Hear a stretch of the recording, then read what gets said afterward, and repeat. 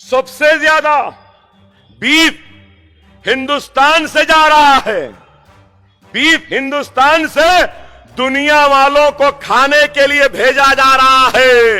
हिंदुस्तान में बीफ नहीं खाना, बीफ की बोटी नहीं रखना, बीफ चूल्हे में नहीं पकना, पका तो लोच लेंगे, बीफ आया तो मार देंगे, बीफ आया तो बाजार में पीट देंगे। मगर ये बीफ एक्सपोर्टर से इलेक्टोरल बॉन्ड्स में नरेंद्र मोदी की पार्टी बीजेपी करोड़ों रुपया लेती है। वाह वाह वाह वाह, क्या है? यहां बीफ का टुकड़ा मारेंगे, बीफ पका घर जला देंगे, बुलडोजर।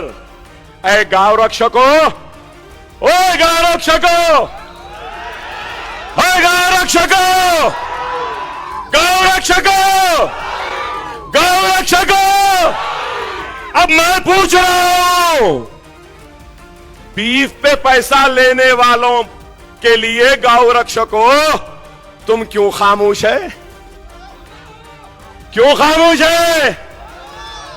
जाओ लोचो ना, जाओ तोड़ो ना, जाओ बोलो ना।